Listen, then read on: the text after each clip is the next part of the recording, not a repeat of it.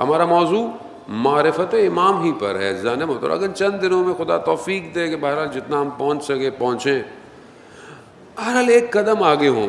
جتنا ہم پہلے امام کو جانتے تھے اس سے ایک قدم ہم کم از کم آگے بڑھیں. امام کیا ہے؟ کل میں نے آپ کی خدمت میں جو ہے وہ یہودیوں کی کچھ کتابوں کا حوالہ دیا, اور اس کے اندر جو امام کے لیے ارشادات ہوئے میں نے آپ کی خدمت میں بتایا. بہت تیزی سے خلاصہ کرتے ہوئے آگے نکلوں گا کہ یہودیوں کی کتاب توریت کے اندر ذکر تھا ایک منجی کا, ایک وہ جو نجات دے گا, اس کا ذکر تھا. وہ انتظار کرتے رہے, حضرت عیسیٰ آئے, انہوں نے حضرت عیسیٰ کو قبول نہیں کیا. وہ انتظار کرتے رہے, مدینہ میں رسول خدا آئے, مگر انہوں نے رسول کو قبول نہیں کیا. اب صرف ایک چانس جو ہے وہ بچ گیا ہے منجی کے لیے, اور وہ ہے آخری امام. اب وہ ان کا انتظار کر رہے ہیں.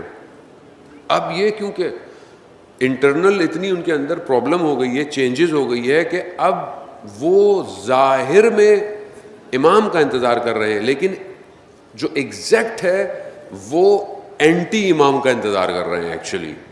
یعنی وہ اینٹی کرائسٹ کا انتظار کر رہے ہیں, یا یوں کہیں کہ وہ دجال کی تیاری کر رہے ہیں, کیونکہ ان کے اندر انحراف اتنا زیادہ ہو گیا ہے.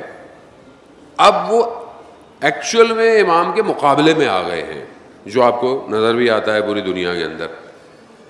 اب دوسرا مذہب جو سب سے زیادہ ہے وہ کرسچن ہے. ظاہر ہے کرسچن کے اندر کیتھولک ہیں, آرتھوڈاکس ہیں, پروٹیسٹنٹ ہیں, اور بھی فرقے ہیں, لیکن یہ 3 فرقے ان کے یہاں سب سے بڑے ہیں.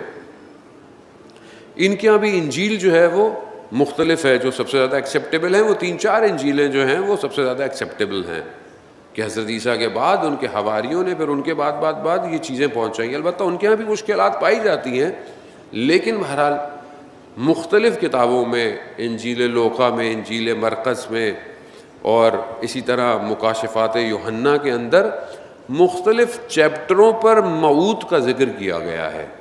موعود کہ جو آئے گا, جس کا وعدہ کیا گیا ہے.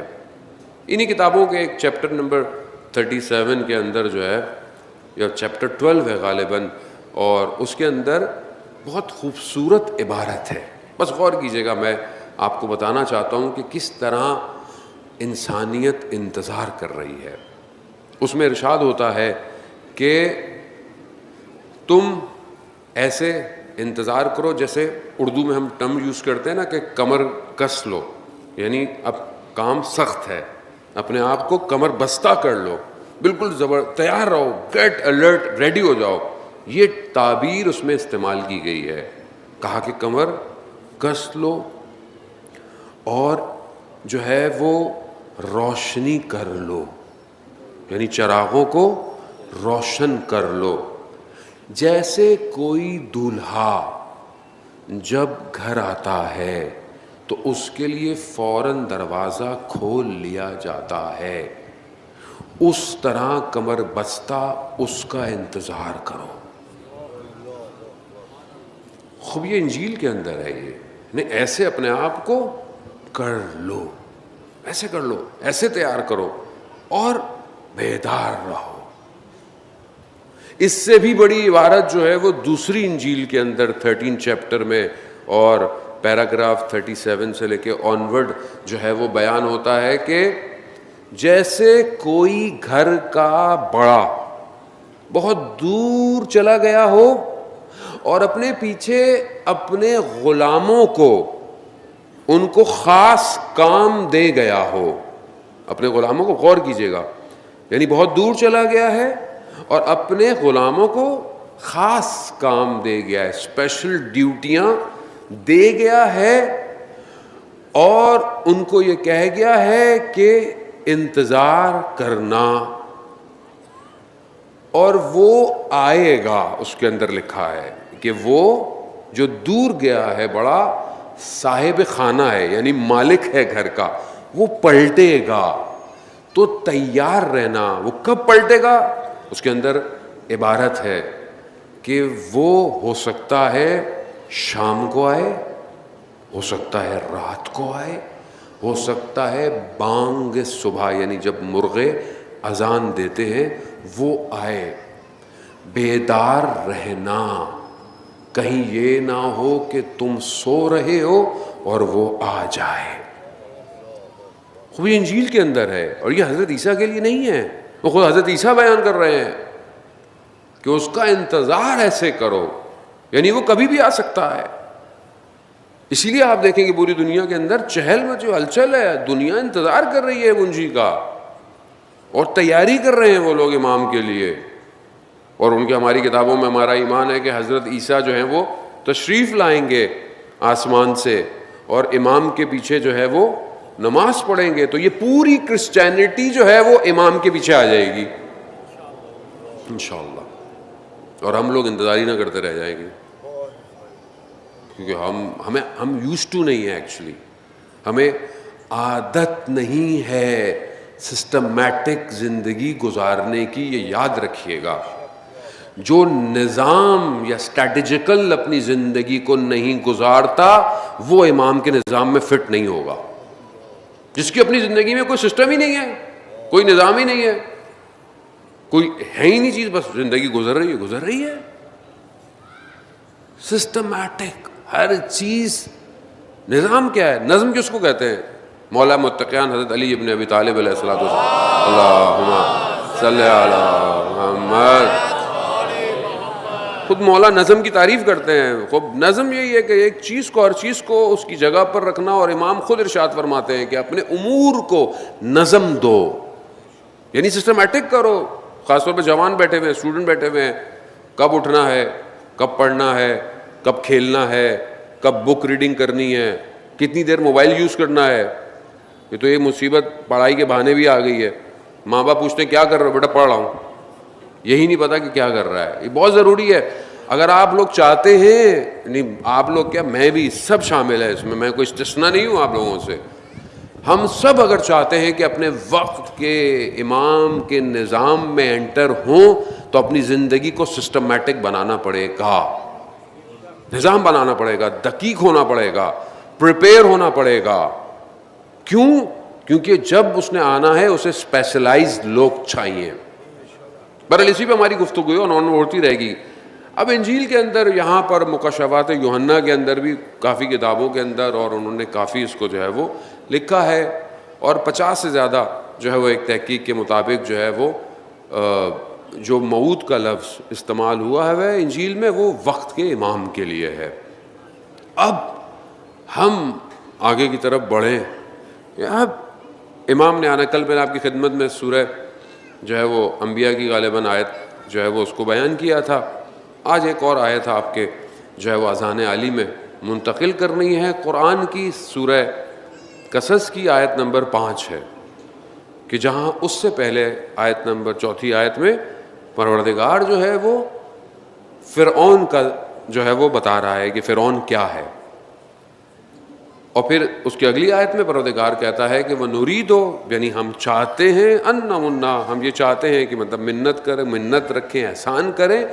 کس کے اوپر؟ الذین، ان لوگوں کے اوپر جو اس دنیا میں ضعیف ہو گئے ہیں، کمزور ہو گئے ہیں، اور ان کے لیے پیشوا یعنی ان کے لیے رہبر، لیڈر بنائیں ان کو لیے، اور انہی کو زمین کا وارث قرار دے. وہ پروردگار نے بہت ساری دائرہ آیتیں ہیں، جتنا ہمیں دن ملتے رہیں گے ہم بیان کرتے رہیں گے. اس کے ذیل میں نہج البلاغہ میں حضرت علی ابن ابی طالب علیہ الصلوۃ والسلام نے اللہم صلی علی محمد، امام نے نہج البلاغہ کے اندر ایک عبارت استعمال کی ہے. بس آپ کی اذان عالی میں ان عبارتوں کو منتقل کرنا ہے، ورنہ ویسے تو ہمیں ظاہر کچھ آتا ہے نہیں. جو ائمہ علیہ الصلوۃ والسلام نے فرمایا ہے ان الفاظوں پہ غور کریں. امام فرماتے ہیں کہ جس طرح دنیا اپنی سرکشی اور چمکوشی اور مشکلات کی وجہ سے دنیا مطلب کہاں چلے گئی ہے، دنیا ان حالتوں کی وجہ سے ہے. پھر امام مثال دیتے ہیں کہ جیسے اونٹنی اپنے دودھ کو دوسرے کو نہیں دینے دیتی، اپنے بچے کے لیے سنبھال کے رکھتی ہے، اسی طرح یہ دنیا ہماری طرف پلٹے گی، یعنی خاص کام کی طرف، یعنی ہماری طرف دنیا پلٹ آئے گی. اور پھر امام اس آیت کی تلاوت کرتے ہیں، سورہ قصص کی آیت کی، کہ خدا چاہتا ہے، خدا چاہتا ہے جو زمین میں ضعیف ہو گئے ہیں ان پر احسان کرے اور ان کے لیے پیشوا یعنی انہی ائمہ علیہ الصلوۃ والسلام کو پیشوا رہبر قرار دے اور پھر انہی کو زمین کا وارث قرار دے. اور بھی آیات ہیں اور اس وارثین کے لیے بہت ساری اور کتاب الغیبہ کے اندر بھی شیخ طوسی نے بھی اور روایتیں بھی جو ہے وہ کوٹ کی ہیں. اب یہ ہے کہ یہاں پر کون لوگ ضعیف ہو گئے ہیں, تو قرآن کیونکہ جب اسپین کو ذکر کرتا ہے, اس فلو کو ذکر کرتا ہے, تو آپ کو پچھلی آیت دیکھنی پڑے گی. پچھلی آیت کیا ہے؟ پچھلی آیت فرعون کے بارے میں ہے. کون ہے فرعون؟ نے ٹکڑوں میں, طائفوں میں, گروہ گروہ میں ان کو بانٹا ہوا ہے. اور کیجیے گا, حالات حاضرہ ہے پورا. گروہ میں ان کو بانٹا ہوا ہے فرعون نے, اور ایک گروہ کو تو بہت ہی ضعیف کر دیا ہے. ان کے بیٹوں کو ذبح کرتا ہے اور ان کی عورتوں کو زندہ رکھتا ہے. خوب آپ سوچیں جو فرعون کرتا, فرعون نے یہی کیا. فرعون یہی کرتا تھا نا, جب آپ کو بتایا کہ بنی اسرائیل کے ساتھ اس نے کیا کیا, سب سے زیادہ ضعیف ان کو کیا, ٹکڑوں ٹکڑوں میں لوگوں کو رکھا. خوب یہ تو دنیا کا رول ہے. یہ جو آج آپ کو نظر آتا ہے کہ انہوں نے کام کیا ڈیوائڈ اینڈ رول, یہ اصل میں نظام فرعونیت ہے. یہ نظام فرعونیت ہے. نظام کو سمجھیں, شخص نہیں ہے. قرآن اگر کسی چیز کی ذکر کر رہا ہے, قرآن کو شخصیت پرستی نہیں کرتا, قرآن سسٹم کی بات کرتا ہے, قرآن عبرت کی بات کرتا ہے. قرآن جب کسی تاریخی واقعے کو, کسی قوم کو بیان کر رہا ہے تو اس لیے بیان کر رہا ہے کہ آپ دیکھیں کہ یہ ریفلیکشن کہاں کہاں ہو رہی ہے. اور قرآن سے تو آپ ثواب کے لیے پڑھ دیا, اچھی بات ہے, پڑھیں, بہت اچھی بات ہے, پڑھیں. 10 آیتیں تو ویسے بھی حد عقل پڑھیں گے تو غافل سے باہر آئیں گے. اگر 10 آیتیں پڑھتے ہیں تو غفلت سے باہر آئیں گے. باقی روایتوں کا اسٹینڈرڈ الگ ہے. ورنہ چھٹے امام, امام جعفر صادق علیہ الصلوۃ والسلام, اللہم صلی علی محمد, امام فرماتے ہیں کہ مومن کو 50 آیتیں پڑھنی ہے. 50 آیتیں. عزیزان محترم, مومن تو بنے کم از کم, مسلمان تو بنے, وہ پڑھے. کتنا پڑھتے ہیں؟ میں ہمیشہ بات بتاتا ہوں, بار بار بولتا ہوں, اس کی ضروری ہوتی ہے کیونکہ کہیں نہ کہیں شاید ایک کو ہی سمجھ میں آ جائے, مجھے خود کو سمجھ میں آ جائے کہ کتنا ہم لوگ یہ سوشل میڈیا پڑھتے ہیں صبح سے شام تک. واٹس ایپ کے میسج, فیس بک کے اسٹیٹس, انسٹاگرام, پتہ نہیں کیا کیا. خوب بری بات نہیں ہے, لیکن اتنا ٹائم دیتے ہیں اس کو. اور وہ جو ہر وقت آن لائن ہے, خالق انسانیت کا, پورے جہان کا, اس کو کتنا ٹائم دے رہے ہیں؟ کلام الہی ہے نا, مگر آپ نہیں چاہتے کہ خدا آپ سے کلام کرے, نہیں چاہتے, خوب اس کو دے. اب ہم سطحی طور پر قرآن سے گزر گئے. قرآن سسٹم دے رہا ہے. قرآن کہہ رہا ہے کہ یہ فرعونیت سسٹم یہ ہے, ایسا ایسا ایسا کریں گے, ٹکڑوں میں بانٹیں گے, ضعیف کریں گے, کمزور کریں گے. ذبح آپ کے سامنے کیا آج دنیا میں ہو رہا ہے, سب یہی ہے, سب یہی ہے. اس کے مقابلے میں اگلی آیت میں پروردگار دوسرا سسٹم دے رہا ہے کہ یہ کچھ بھی کر لے, ہم ضعیف کمزوروں کو مضبوط بنائیں گے, ہم بھیجیں گے اس کو, وہ آئے گا, وہ موعود ہے, وہ اللہ کا وعدہ ہے, وہ حجت الہی ہے, وہ میرے اور آپ کے کہنے سے رکنے والا ہمارا اپنا نقصان ہے. آج اگر ہم اپنے مولا کی طرف نہیں بڑھتے تو امام کا تھوڑی نقصان ہے, ہمارا نقصان ہے. آیت اللہ خوئی رضوان اللہ تعالیٰ علیہ کے والد محترم نجف سے بغداد جاتے ہوئے حلہ سے گزرے. حلہ سے گزرے تو دیکھا انہوں نے ایک جگہ پر ایک گنبد سا بنا ہوا ہے, اور مذہبی جگہ سے لگ رہی ہوتی, جیسے حرم ہوتے ہیں, مسجد ہوتی ہے, اس طرح ہوتے ہیں, ایسے بنا ہوا ہے. لیکن لکھا ہوا ہے ھذا مقام امام زمان. وہ تعجب کیا انہوں نے پوچھا کہ یہ کیا ہے, یہ کس کا گھر ہے, یہ کس نے اس کو مقام امام زمان بنایا ہوا ہے. تو وہاں ان کو بتایا کہ یہاں ایک شیخ علی ہوتا تھا, اور وہ بہت مناجات کرتا تھا, بہت دعائیں کرتا تھا, بہت گریے کرتا تھا, بہت امام کو یاد کرتا تھا. کہتا تھا مولا کب آئیں گے، مولا میں کب تک آپ کے لیے روتا رہوں گا، آپ کیوں نہیں آتے. بہت گریے کرتا تھا، مشہور تھا وہ. ایک دن شہر سے باہر نکل گیا اور وہی چیخ و پکار، وہی گریے، مولا یہ آنکھیں ختم ہو رہی ہیں، میں کب آپ کو دیکھوں گا، مولا زندگی گزرتی جا رہی ہے، آپ کیوں نہیں آتے. خود میرے چھوٹے سے شہر میں 1000 تلوار چلانے والے ہیں مولا، خالص لوگ ہیں، آپ کیوں نہیں آتے، آپ کو تو 313 چاہیے، ہلا چھوٹا سا ہے، اس میں 1000 لوگ ہیں. بہت گریا کیا. گریا کرتے کرتے دیکھا کہ ایک عربی لباس میں جوان نمودار ہوا. کہا کہ شیخ کیا چاہتے ہو؟ کہا میں اپنے وقت کے امام کو دیکھنا چاہتا ہوں. کہا ہم ہی تمہارے وقت کے امام ہیں. تو وہ پاؤں میں پڑ گیا اور وہی ساری باتیں جو بولتا تھا بولا، مولا آ جائے، مولا 1000 لوگ تیار ہیں. مولا اچھا، انہوں نے کہا 313 خالص چاہیے مجھے. کہا مولا 1000 لوگ خالص. کہا اچھا ٹھیک ہے، جاؤ اور فلانا جو تمہارے محلے میں کسائی رہتا ہے اس کو لے جاؤ اور 2 گوسفند یعنی دمبے اپنی چھت پہ پہلے جا کے رکھ دینا، اور پھر لوگوں کو بلا لینا کہ جمعرات کو وہ تمہارے گھر آ جائے. میں جمعرات کو تمہارے گھر تشریف لاؤں گا. خوش ہو گیا، چلا گیا. اس نے اس کسائی کو کہا کہ امام نے تمہیں اور مجھے کوئی ڈیوٹی دی ہے، اور 2 جو ہے وہ دمبے اس نے چھت پہ پہلے ہی رکھ دی، جا کے باندھ دیے رسی سے. اب پھر سب کو بلا لیا. پھر انہوں نے انتخاب کیا ان 1000 لوگوں میں سے، بہت بحث مباحثے کے بعد 40 لوگوں کا انتخاب کیا. 40 لوگوں کو لے آئے وہ اس کے گھر کے نیچے. اب انہوں نے دیکھا کہ ایک دم نور نمودار ہوا اور نور سے پورا علاقہ روشن ہو گیا اور اس کی چھت پہ آگے نور ختم ہو گیا. تو سمجھ گیا کہ امام آ گئے. اب پھر امام نے سب سے پہلے جو ہے وہ قصاب کو، کسائی کو بلایا. وہ اوپر آیا، امام کی خدمت میں حاضر ہوا. امام نے کہا کہ یہ جو ایک جانور ہے اس کو قربان کرو، اور یہ جو نالی نیچے جا رہی ہے اس میں قربان کرو، خون اس کا یہاں سے جانا چاہیے. اس نے امام کی نوکری نے بھائی کاٹا، خون بہنا شروع کیا. اب جب نیچے خون گیا صحن میں تو یہ سب بیٹھے ہوئے تھے.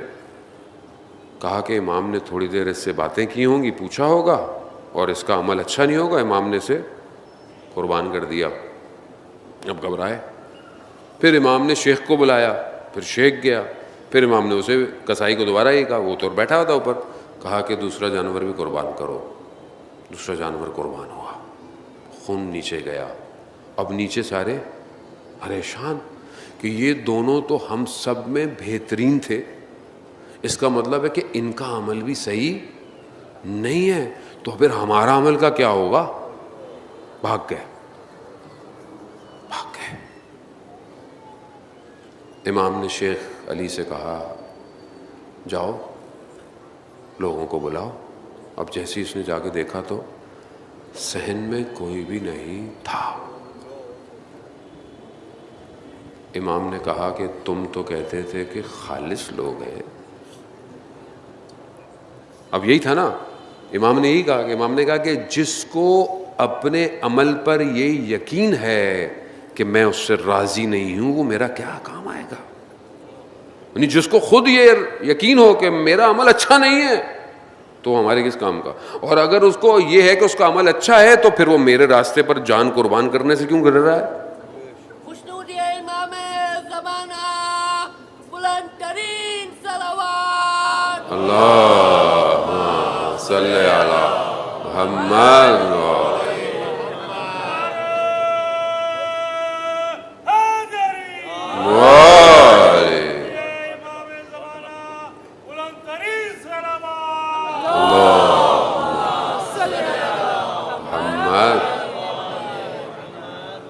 عزیزان محترم، بولا آسان نہیں ہے. 313 ہو جائیں، 313 ہو جائیں، کیسے ہو؟ آسان نہیں ہے.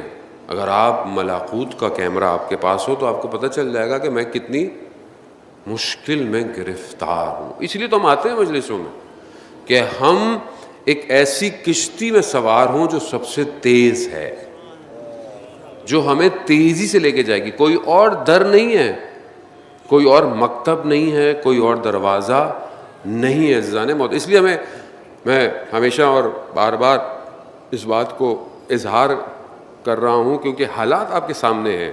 مجلس کو، عزاداری کو اوپن رکھے، اوپن فورم کیوں رکھے؟